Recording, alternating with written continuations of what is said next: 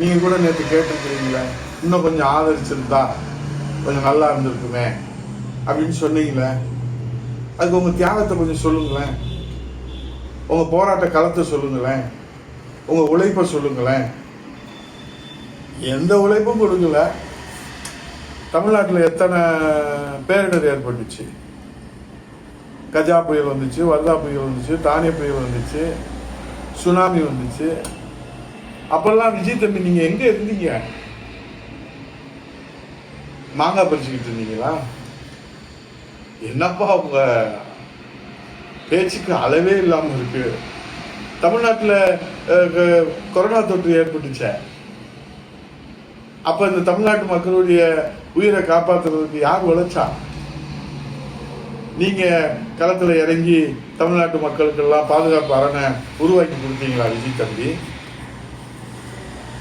இல்ல தமிழகத்துடைய ஜீவாதார உரிமையா இருக்கிற முல்லை பெரியாறு, காவேரி, கச்சத்தீவுக்கு பெரிய சட்ட போராட்டத்தை நடத்தி விவசாயிகளோட நின்று அந்த உரிமைகளெல்லாம் மீட்பதற்கு பாடுபட்டீங்களா விஜய் தம்பி? இல்ல இளைய சமுதாயத்திற்கு, தமிழ்நாட்டு மக்களுக்கு நீங்க என்ன வழிகாட்டி இருக்கிறீங்க தம்பி? சிறு வயதுல திரைப்படத்தில் நடித்து சன்மானம் வாங்கி இப்போது தனி விமானத்தில் செல்கின்ற வகையில உங்க குடும்ப பொருளாதாரத்தை உயர்த்தி இருக்கிறீங்க. இதுதானே நீங்க செய்த தமிழ்நாட்டு மக்களுக்கு செய்திருக்கிற தியாகம். என்னப்பா இது உங்க ஆட்டம் தாங்க முடியலையே, திருச்சியில பார்க்க முடியலையே, இது உலக அதிசயமா இருக்குது. திருச்சியில நன்றி அறிவிப்பு வந்தீங்க சரி, உங்களுக்கெல்லாம் மக்கள் வரவேற்பு கொடுத்தாங்க சரி. திருச்சி மக்களுக்கும் தமிழ்நாட்டு மக்களுக்கும் ஏதாவது உருப்படியா ஏதாவது செய்தி சொன்னீங்களா விஜய் தம்பி? மேல்நாட்டு அணை பிரச்சனை பற்றி ஏதாவது சொன்னீங்களா?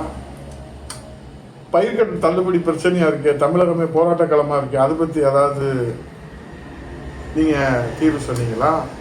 பெண்கள் பாதுகாப்பு கேள்விக்குறியா இருக்க, சட்டம் ஒழுங்கு சீரழிந்திருக்கிற, போதைப்பொருள் நடமாட்டம் இருக்கிற, மின்சார தடை இருக்கிற, குடிநீர் பஞ்சம் இருக்கிற, இதையெல்லாம் 25 நாள்ல சீர் செய்ய முடியும்னு நாங்க சொல்லல. நிச்சயமா விஜய் தம்பி சொல்றத போல 25 நாள்ல ஒண்ணும் முடியாது. ஆனா இந்த பிரச்சனைகள்லாம் தமிழ்நாட்டில் இருக்குன்றதையாவது நீங்க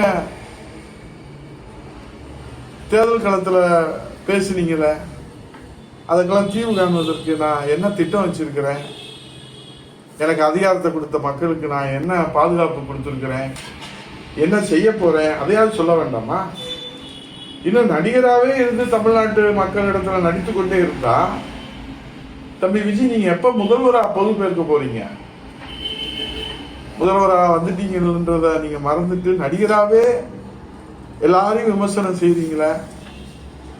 அது அதிமுகவாவது உங்களை கிள்ளிக்கிற மாதிரி நீங்க நினைக்கிறீங்க. எங்க நேரம், எங்க காலம், புரட்சி தலைவர் மனித புனிதர் மன்னாதி மன்னர் மக்கள் தலைவர் பாரத ரத்னா அவர்கள் தொடங்கிய கட்சி, இதய தெய்வம் தமிழகுலசாமி அம்மா அவர்கள் உயிரை கொடுத்து வளர்த்தெடுத்த கட்சி, புரட்சி தமிழர் ஒரு சாமானியர் இன்றைக்கு இந்த இயக்கத்திற்காக தன்னை அர்ப்பணித்து உழைத்துக் கொண்டிருக்கிறார்கள். அவரிடத்துல உங்களை போன்ற சினிமா கவர்ச்சி இல்லை. அவருக்கு சினிமா கவர்ச்சி இல்லாதனாலே நீங்க எதை வேணாலும் பேசிடலாமா? அதிமுகவை அபரிக்க நினைக்கிறீங்க, அதிமுகவை அழிக்க நினைக்கிறீங்க. உங்க ஆணவம், அகம்பாவம், பேச்சு தெரியுது விஜய் தம்பி.